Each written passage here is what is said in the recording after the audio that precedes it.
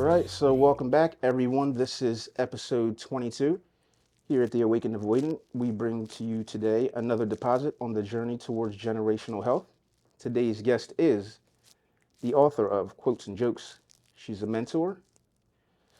The book is A Mental Detox for Tweens and Teens. Mhm. She's a speaker.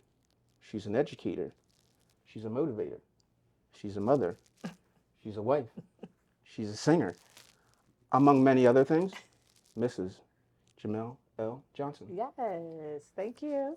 Thank you. Thank you so much for coming. I appreciate you. I am happy to be here and How have you been? appreciate this. I've been good. Yeah. I've been good. How was your Busy, How but was your good. weekend? You said that you just came from an event, I family event. did. My husband's aunt just turned 70, Okay. Milestone. so milestone, longevity. Yeah. You can always appreciate celebrating someone who has lived that much life and has Yeah. been so impactful, on family. And it was just a great celebration. It was a surprise too. So Oh, nice. Did she yeah, enjoy it? she did. Yeah. She did. She It- did about 50 or more people, like a private dinner. It was beautiful. Nice. Yeah. You It start was to realize beautiful. as you age that these milestones are important Yes. because not everyone gets the opportunity to see 70. Yep. So Life is a gift. Life is a gift. I always say that. that's So. awesome.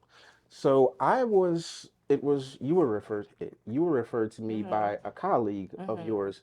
I'm not even certain if you know him, but he's obviously been observing and Right. watching from afar, and he was telling me about how you put on an inspirational assembly. Is that, are they Mhm. still called Mhm. assemblies? Mhm. They still call them assemblies. Yeah, Yep. and after that, he just told me, he's like, look, she did this assembly. It was amazing. She knocked it out the park, That's and nice. he was just bigging you up to the ceiling. And Wow. he's one of those guys that he's pretty positive too. He tries to stay positive and up. So you're inspiring him Mm. unknowingly. Wow. I'm sure you're inspiring many people in the building. Wow. But he reached out and was like, hey, if you can get her on, it would be amazing. So thank you so much for coming. I Thank appreciate you you. and the work that you're doing in the community. Honestly, because when I saw you, I started looking at your clips and going through your information and stalking your page a little bit. I had to do some Right. You research. gotta do some research. So you just reminded me of a teacher that I never had, quite frankly. Wow. So it was just amazing to see the work. It was something that I wished that I had when I was a child, Mhm. Mhm. and I'm glad that the kids have it now. So Wow. we appreciate you. I mean, it's funny that you should say that because that's why I became a teacher Yeah, so much, like to become the teacher that I actually didn't have yeah, as well. And I'm not saying I had bad teachers. hmm, I'm not saying that. I'm just a saying couple. that, right. I just came to a place in my life, and maybe I'm speed up the conversation, No, that but is the first question. Go, okay. go. So, when I was in fourth grade, my parents were going through a divorce. I had great parents, Hmm. nothing bad to say about my parents, still great, loving parents. Just life. It's just life. Hmm. They were having their own differences. And I think that when parents go through a divorce, I think that sometimes they're wrapped up in their emotions so Hmm. much and what they're feeling.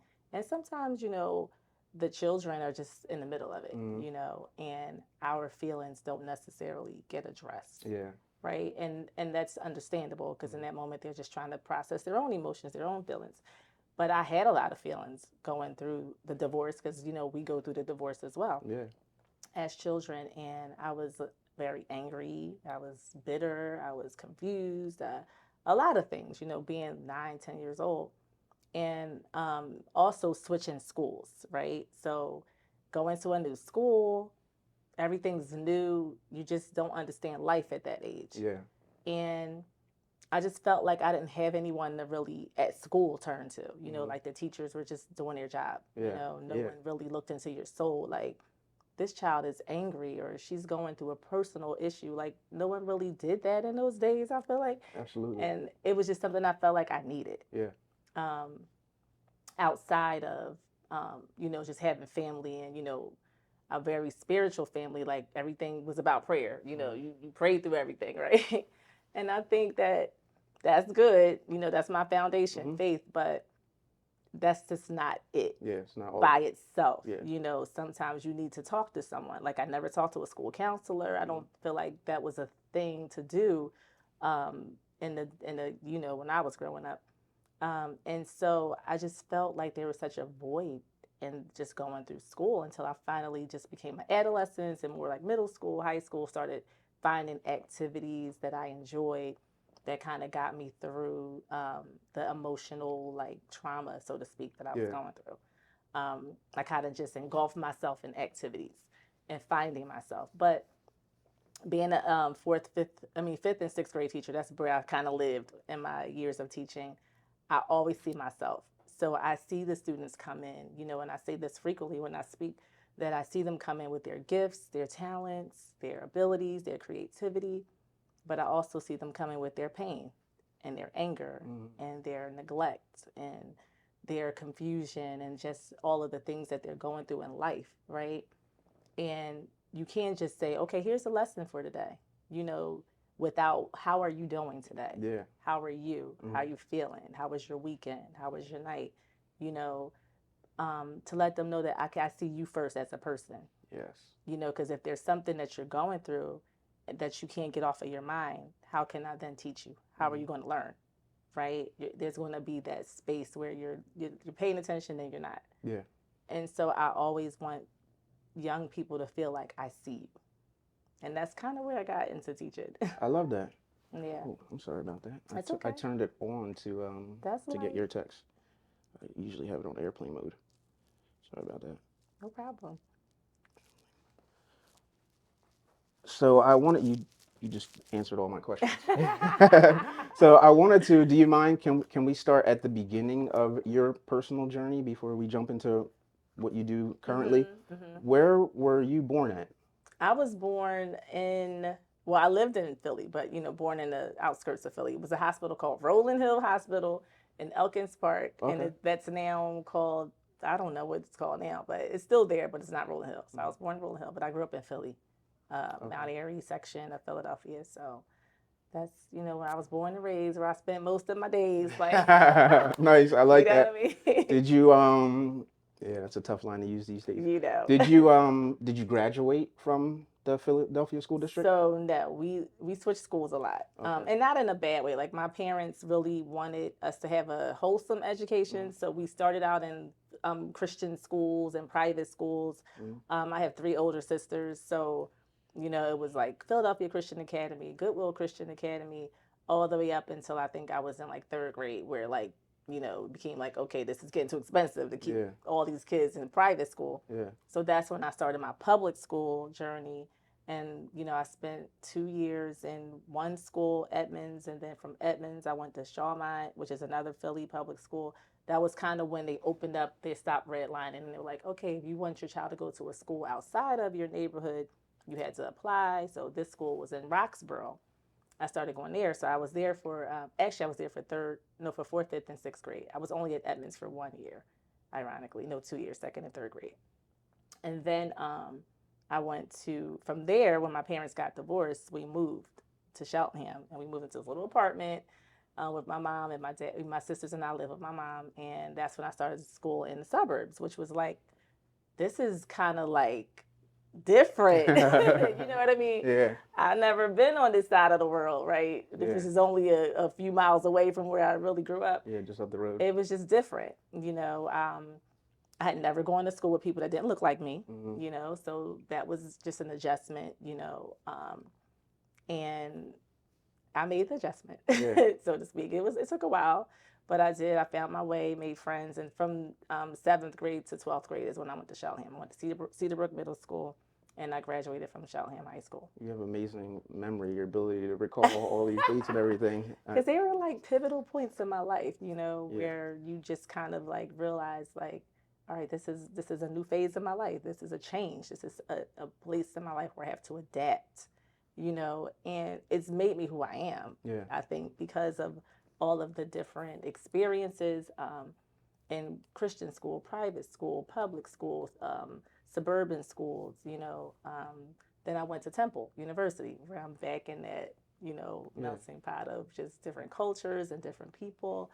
And it made me who I am, to be Yeah. honest. When I went to school, I don't think I ever went to school in Philly. I was born in Philly, but I did most of my schooling up here in the suburbs. Okay. When I would tell people, I would go back down to Philly, Southwest Philly, and tell people about Lansdale. They were, what? What is that? Yeah, they had no clue. It's like, it's just up the road, just Right. right up this road. You Right. just make a left and a right, Woodland, Right. you're there. But they just had no clue. So I understand. This is like Yes, it's a whole different it world. is. It is. And I feel like that with my students too. Some of them, because I teach in the suburbs. Hmm. And I've taught in Philly as well. So I've had both sides of that as well, which is a whole nother story Hmm. when you kind of see the difference in how, funds are allocated, what Yeah, kids get, what they don't get. yeah, It's like, it could be, eye opening, like, yeah. I want that story. I like that story. Okay. So, I was saying that to say sometimes when I mention, Philly, that my students are like, oh, Philly, wow, that's so far. I'm like, it's Yeah, not it's far. not.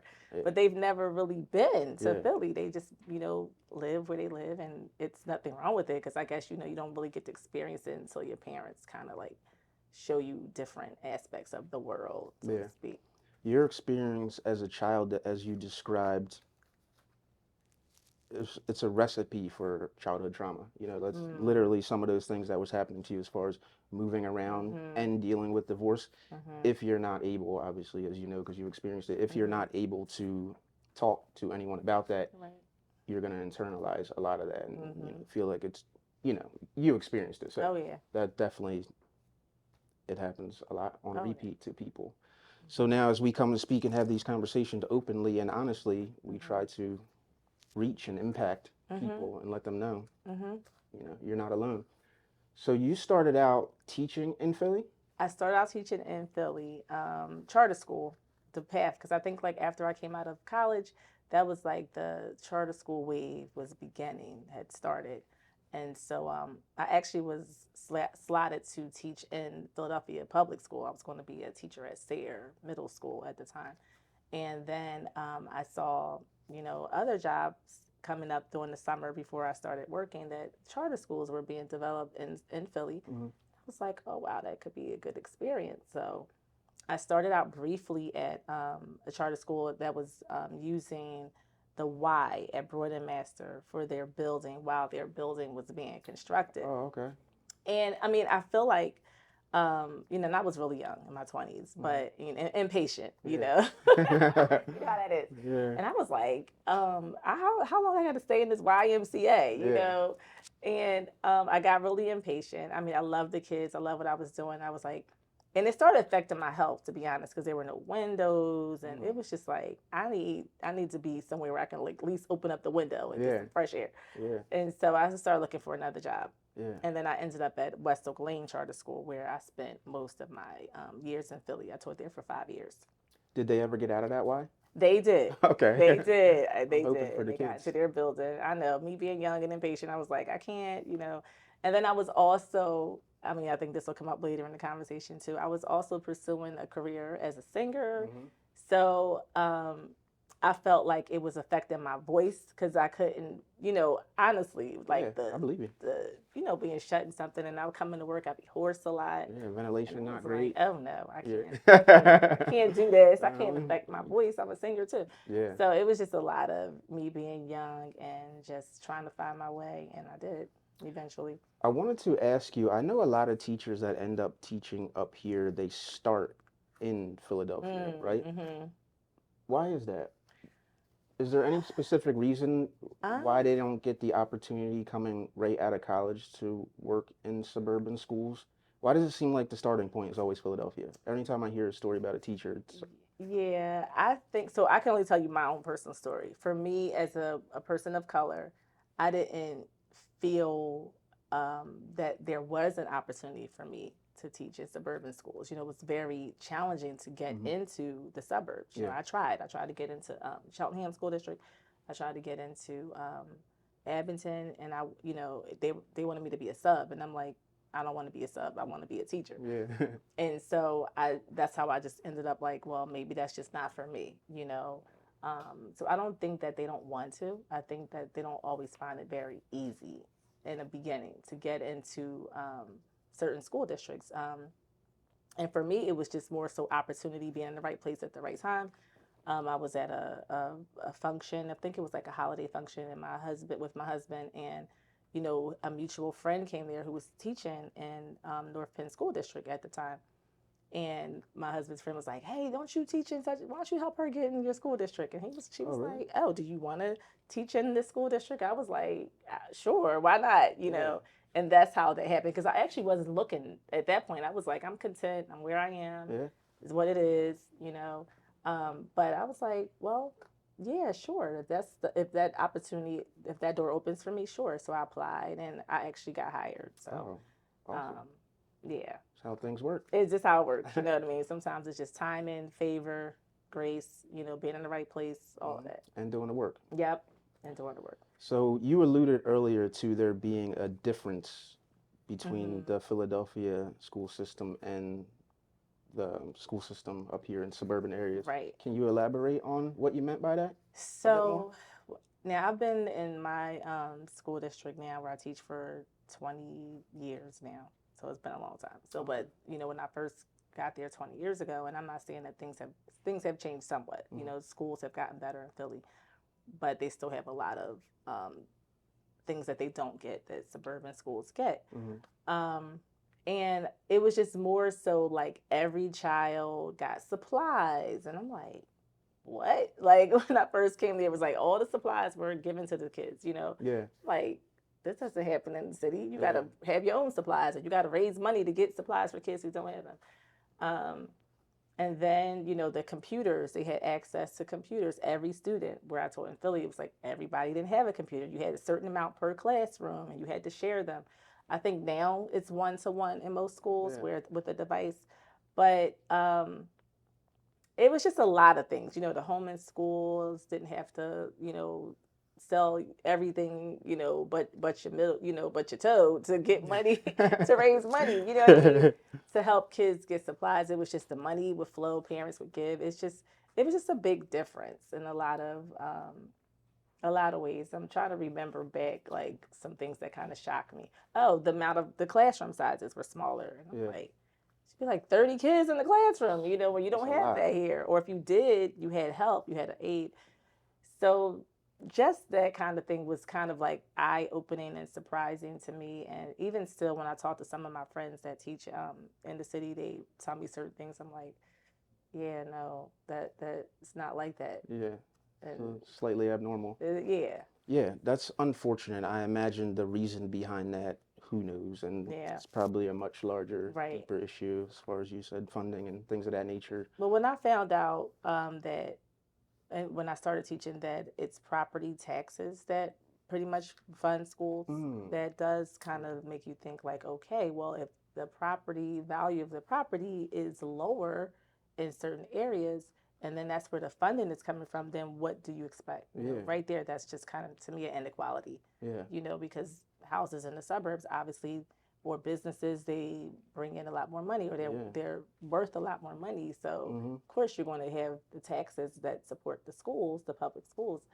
It's going to be a big difference. Yeah, absolutely. That makes sense. I didn't know that. I knew some of it. Do you know, just kind of veering off a little bit, Mm-hmm. do you know if it's supported 100% by property taxes I or is don't that know. just a portion of That's it? Oh, okay. I really don't know all the the political part of Yeah. it, but I know that that's pretty much where the funding comes from. Okay. Yeah. That's why certain places you live, the taxes are much higher. And then you look at the schools, and you're like, oh my God, it's like a stadium. You know what I mean? Yeah. So, but the property taxes Yeah. are going toward that. Yeah, that makes sense because I'm in the Percy Penridge School District and they got Mm-hmm. everything going on out there. Exactly. It's interesting. I actually wanted to work my way back down toward North Penn School District just Mm. because I like it's more of a melting pot, I would say. You know, Mm-hmm. it's Mm-hmm. more diversity is the Yes. better word Yeah, down there, I it think. is. And being that my It's son is biracial, I would like to put him okay. somewhere where, Yeah, he's it's not the only definitely chocolate chip in the cookie. right, You know what right. I mean? And I think that's important too because I find that some of the students will kind of gravitate towards seeing someone that looks like them, like, oh, Mm-hmm. and just to see another teacher in your building or another person, you like, all right, it's a level of comfort. Like, okay, Mm-hmm. at least I know somebody else here looks like me, or Yeah.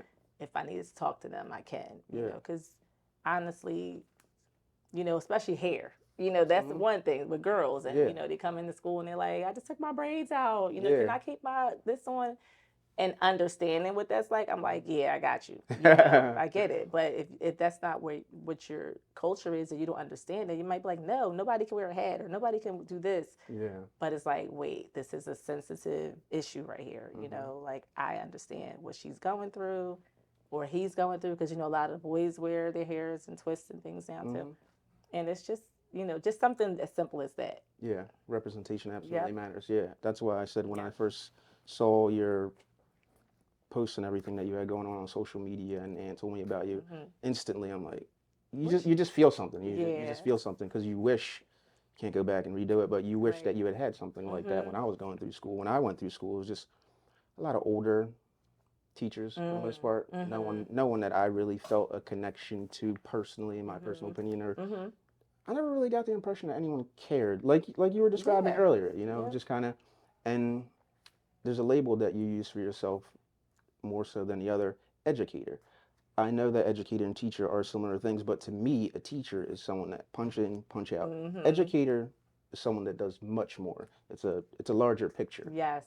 So Yes. I like that you describe yourself that way. Yeah. And because I feel like teaching is more so a specific area. Like I teach this or I teach that, Mm-hmm. right? And which I do. I teach multiple subjects, and I have taught multiple subjects. But educating is to me more of a wide range of. I'm not just teaching you a certain subject, but I'm educating you on just life. Mm-hmm. Um, and I just believe that in the classroom you can't just teach your subject. Um, and there's a quote, and don't let me misquote it, but W.E.B. Du Bois has, am I saying his last Yeah, name yeah, right? you got it. He says, in life, no, in education, you can't just teach work. Mm-hmm. You have to teach life. Yeah, And that to me is, that quote really like spoke to my heart because I'm like, okay, that's my perspective too. You can't just teach them math, reading, writing, science. They have to learn life lessons, yeah, which is kind of what prompted me to write the book that I wrote yeah, because these were lessons that I felt like I can't teach in the classroom, but yeah. these are lessons that my students need. Yeah, I appreciate you so much. I'm just gonna lay back and just let you do it. You let you know you're like jumping into all I'm the perfect things. No, I sorry. appreciate you so much. Right. So I wanted to ask you. Sorry, I'm jumping all around. I wanted to ask you. You had a quote in your book. I wanted to ask you if it was your quote. Mm-hmm.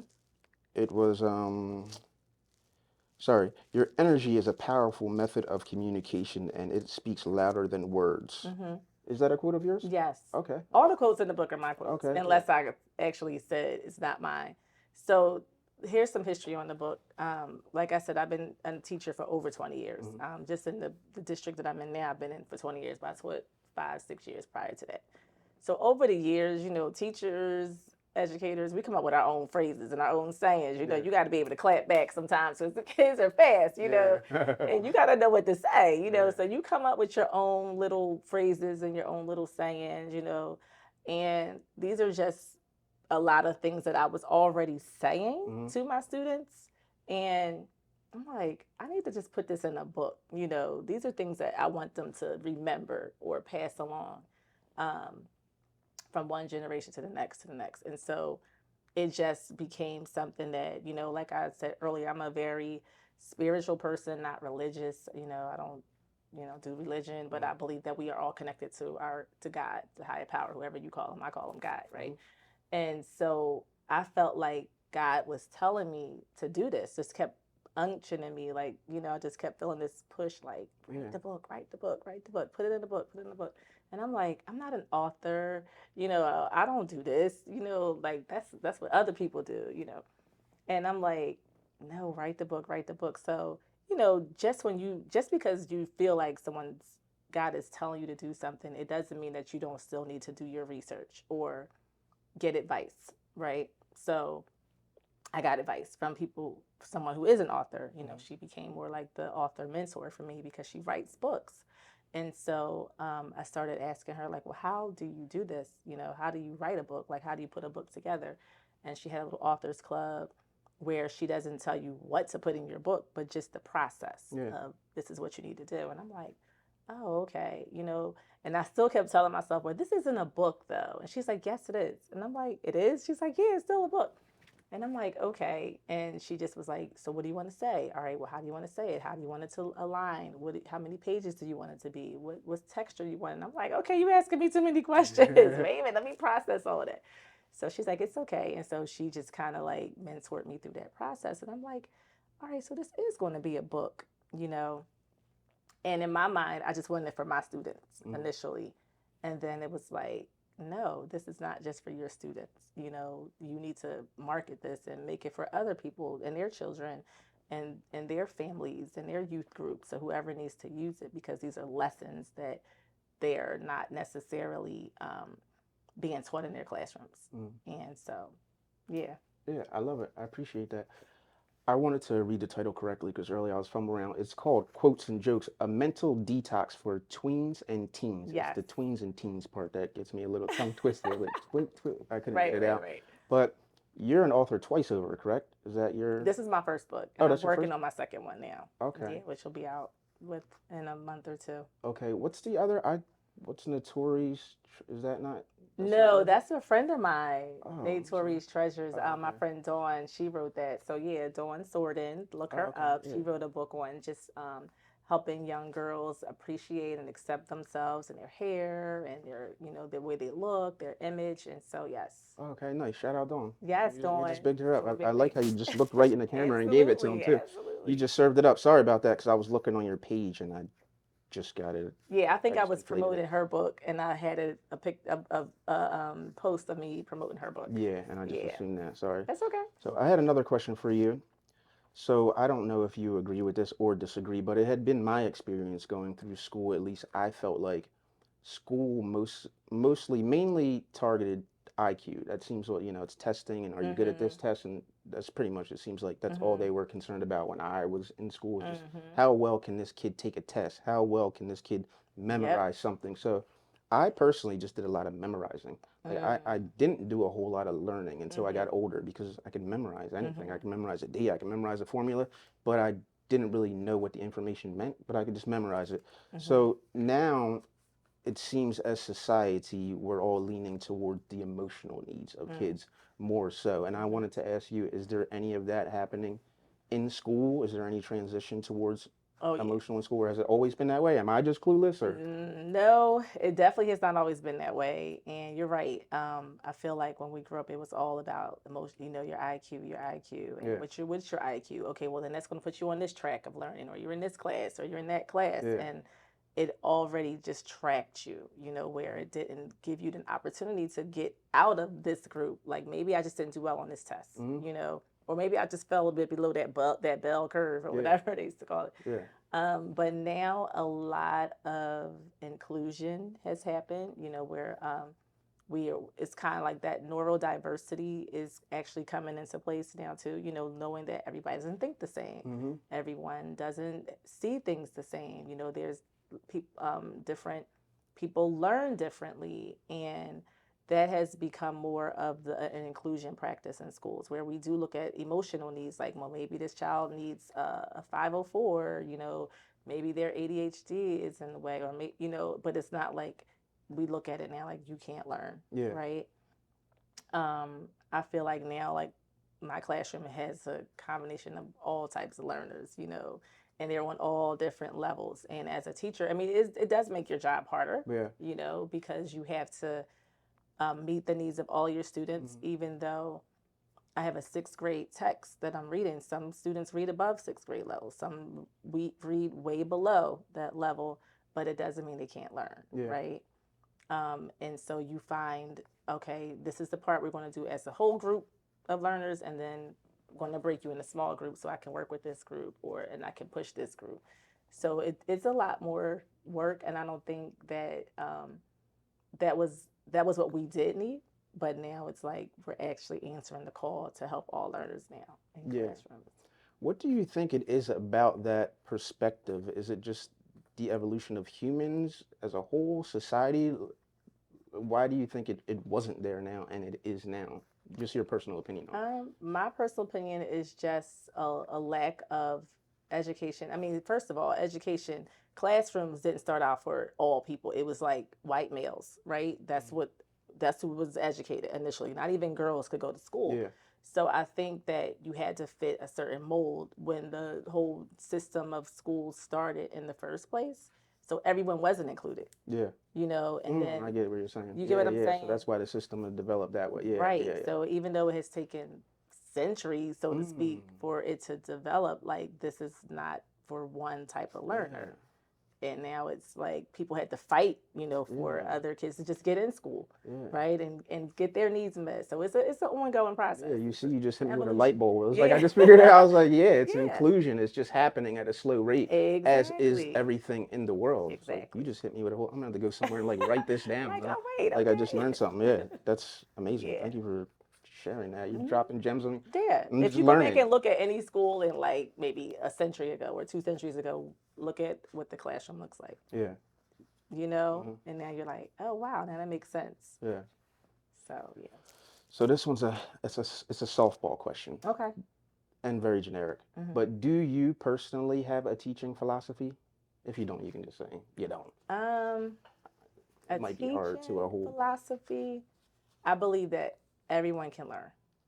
You know, um, Now what is learning? What everyone is not going to learn the same way, and everyone is not going to learn the same things, but everyone is capable of learning and growing and developing. We don't develop at the same levels, Yeah. right? So I think that if we always keep that mind and that perspective of you're just looking for growth, not equal learning, but equal growing. Yeah, I love that. You You know, answered the question perfectly. You're answering the questions like you already knew them I here. did not know this was Like, going to be a question, but yeah. good for you. Yeah, that's amazing. So I've been digging through some of your social media, Hmm. and I love it. I'm Thank you. as a child, I probably steered clear of these like really upbeat, positive people. I Mm. don't know why. Probably I was negative as a child, honestly, you know. And then as you get older, Somebody you're like, told you were negative. yeah, You were misunderstood, yeah, I was probably. definitely misunderstood. I Mm-mm. need to be in that group. Yeah. But as I got older, I realized like, wait, I need that energy. Like I need to be Mm. around people like that. These people Mhm. that lift and share and just Mhm. breathe life into you. And I Mhm. feel like you're doing that. Thank So I you. wanted to ask you on Instagram, can you share?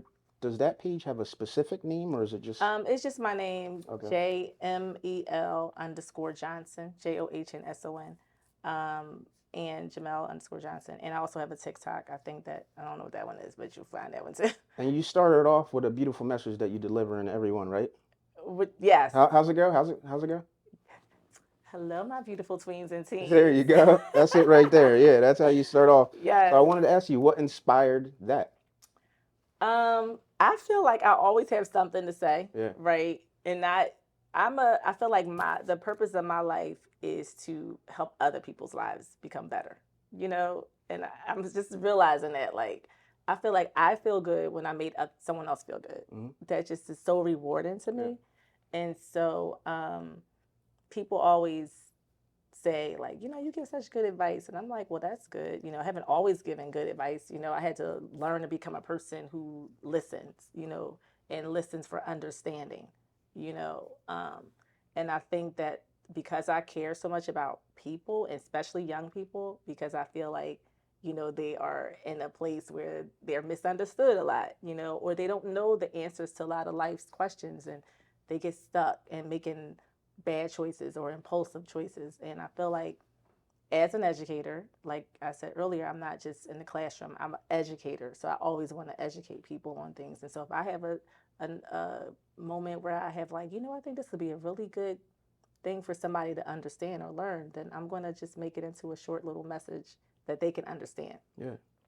I can speak on a higher level to talk to adults and use big Yeah. words and all Hmm. that. But that's not what I do. Yeah. My gift and my ministry is young people. So I feel like I want to be on their level, and I want to say things as simple as I possibly can so that they understand Yeah, you definitely you reaching me. I read some of the messages. I'm like, yeah, you're right. right. Maybe I should do that. Think a little bit more Yeah. positive. Is that the core? What is the core of the messaging behind those posts? Um, So, for example, one, I talk about communication, so there's always a different message that I want to share. Like, hey, I'm helping you become a better communicator Hmm. in this particular post. Or in this post, I'm helping you learn more about valuing your gifts. In this post, I want you to, feel good about yourself today. So I'm telling you, how special, how important you are, and that you matter. So it's always something that I want to deposit into people, Hmm. and not just, I mean, especially young people, but anyone, to like, now you start off your day feeling like, all right, good, I got this good nugget or this good tip. and it's just done something to empower you for the day, so to speak. Yeah, you're doing it. You're Thank you. delivering the message right now and delivering to the camera and killing it. Thank you. So, And I appreciate you for this space and this opportunity. I don't yeah, take any of this for granted. I thank you very appreciate it. much for coming. On your journey to becoming the person that you are now, I imagine, like everyone else, trials and tribulations, childhood trauma, we're all realizing, we're all unpacking these things. What was it like to get to where you are now, where you're just this person that's known to radiate positivity? If you can condense Yeah, a life worth of right. experience. I think it's doing the work, actually going through it yourself. I can't share something with you that I don't, that I haven't experienced. And I have this motto that we all need to lead with love. I have found that when I was an angry person, that pushed people away, and also being angry and closed up, you can't get the help that you need either. Yeah. Right. So, and I grew up, and my mom, she's just such a loving person. Everybody loved her, and she was always just helping everybody, and anybody needed anything. So I think a lot of that is just in me too, from just my parents, so to speak. But to answer your question, I feel like learning to love myself first, has helped me to want to help other people. Because something about love, this is my philosophy on love. Love is one of those things that cannot be contained, right? Once you're so full of love, you want to give, you want to share. Like love gives, love shares. Hate takes, right? Yeah, consumes you. Hate takes, hate consumes you. People who are full of hate, they just want to take away from you. They want to take your joy. Yeah. They want to take your confidence. They want to take everything that suck you dry because of how they're feeling about themselves. They're just projecting. Yeah, energy right? vampires. Exactly. But I feel the more you just fill yourself with love, self-love first, you just love people. Even when you see the negative sides of them or the bad sides, it's like you realize that they're going through something, and you love them through it.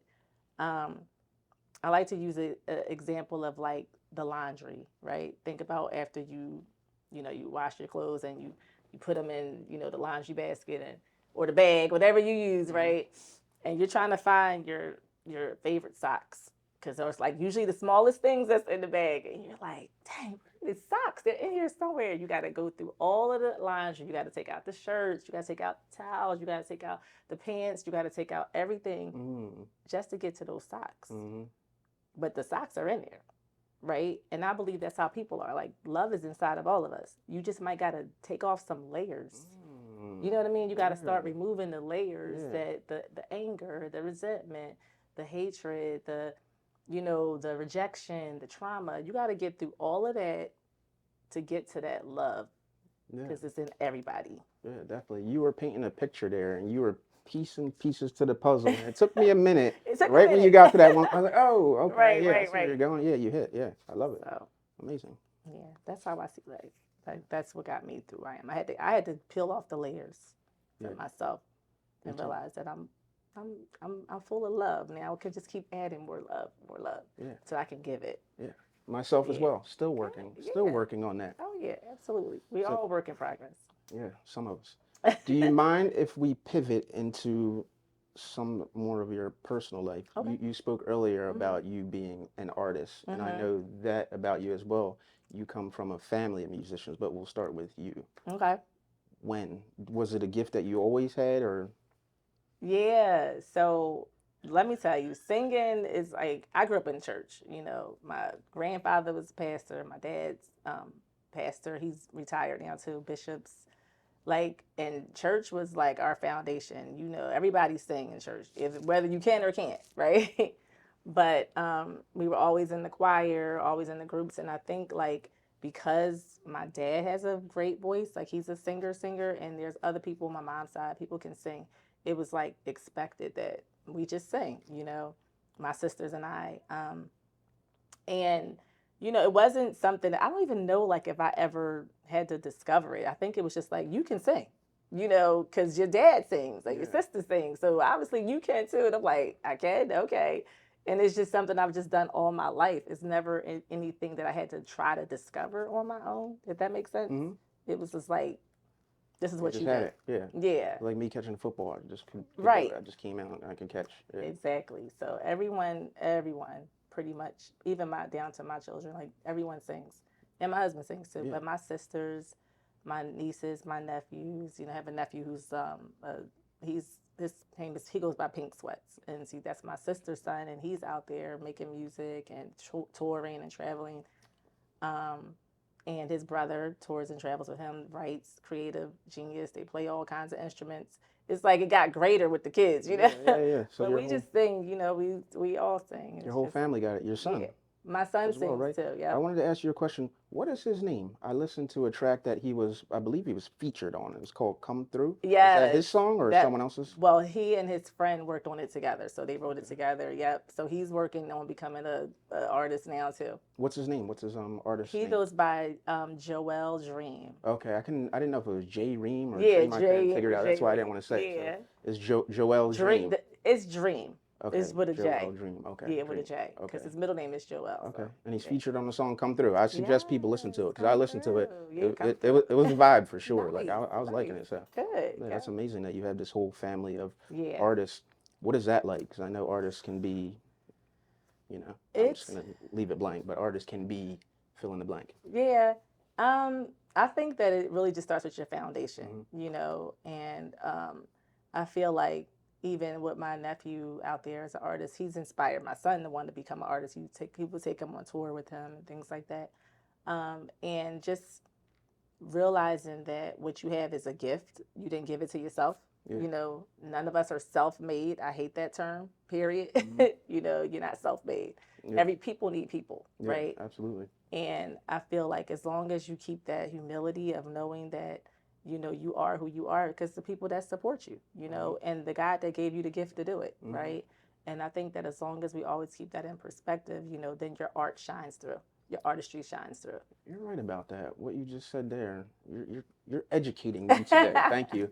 But Yeah. the lack of humility and hubris probably comes when that piece is missing. Once you start believing the hype that it Yep. was you, like Yep. who made, Yep. and then it just escapes you and it's a runaway train at that point. Exactly. Yeah. Yep. Because everything that you use as an artist, somebody else created, Yeah. other than, even your voice. You didn't give yourself that voice, right? So I don't know. Yeah, absolutely. And we all take from each other. It's just Absolutely. And we're supposed to. yeah. You know what I mean? I believe that that is the biggest gift in life is humanity, that we have each other and we can lean on each other and we can support each other. And I always tell people, young people and older people too, like there's times in life where life is going to happen for you and life is going to happen to you. Mm. And I give the example of, oh my gosh, I'm so happy for you. Hmm. That's how people respond, like Yeah, when yeah. something happens for you. Yeah. And then when something happens to you, people are like, I'm so sorry to happen to you. Mm. Yeah, Right? yeah. So we always have those to you, for you moments in life. And it's Yeah. like, are you there for people when life is happening to them? Yeah. Because when it happens to you, you're going to need people to be there for you too. So don't get stuck on the for you moments because they Yeah. don't last forever. Yeah, absolutely. You know I what I believe mean? that showing up for people and community is important. Sometimes when there's things going on in the area, or I show up because, when it's my turn, hopefully people show up for me. Exactly. And if they don't, I Yep. understand that too, but Yep. I'm gonna do my Yeah. part. And it's a balancing act. It's like, you're busy, you have your schedule, you can't be everywhere all the time. But as much as I can show up for people, I try to be there for Yeah.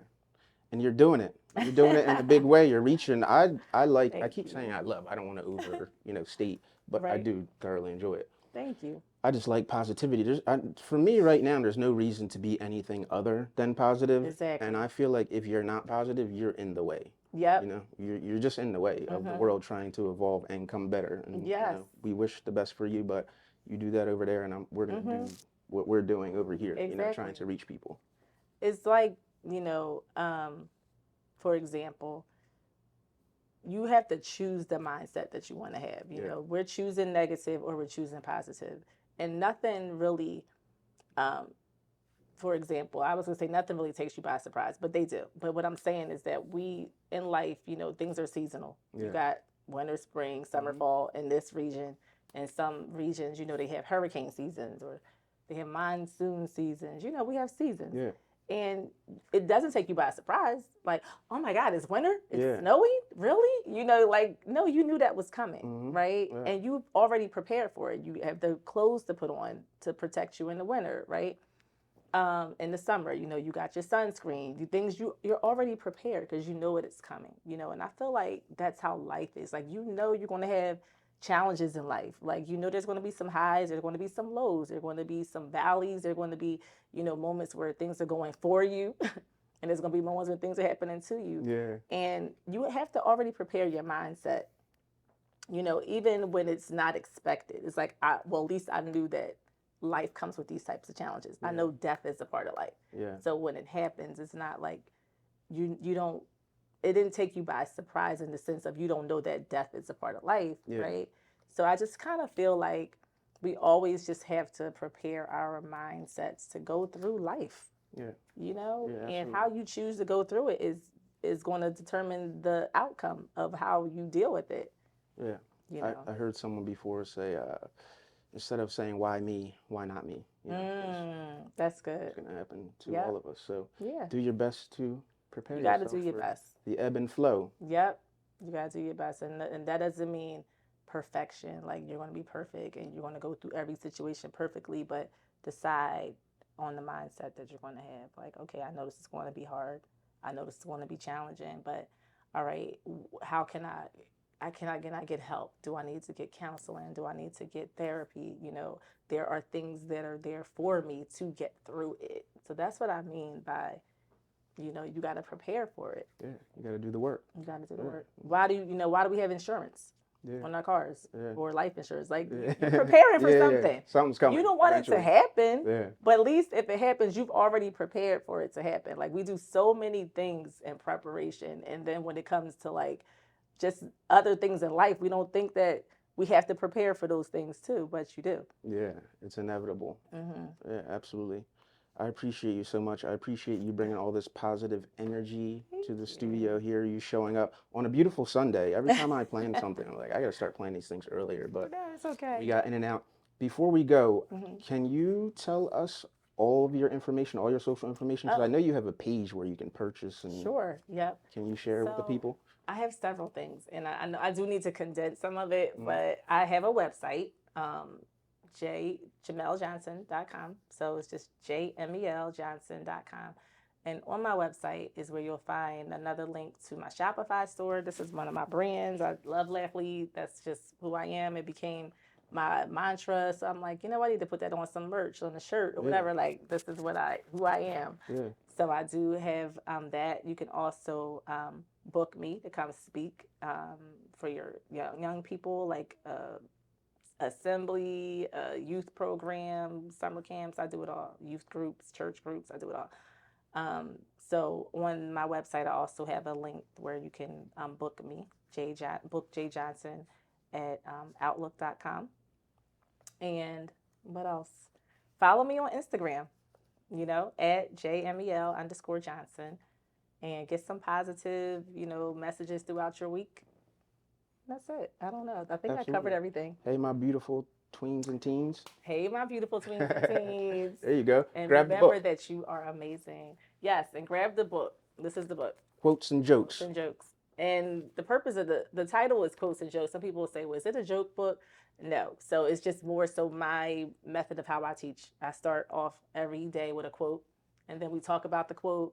And then sometimes the quotes can be a little deep, so I always end with a joke. Corny joke, but the jokes are like just to kind of bring the laughter and the joy into my classroom. We always have a joke of the day. The quote of the day and a joke of the day. Mrs. Jamel L. Johnson. Thank you so much for having me. This was wonderful, and I love what you're doing. Thank you very much for coming in. I appreciate you. Continue to inspire. I hope to. Enjoy the rest of your Sunday.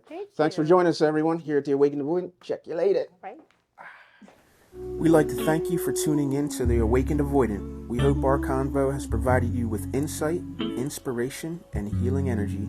As you go about your week, let's continue to work together to heal ourselves and our community. Stay safe and continue to spread healing vibes wherever you go. Catch a new episode Wednesday weekly on all platforms. Strawberry vinaigrette in my fridge. Made it from scratch, that's just what my life is.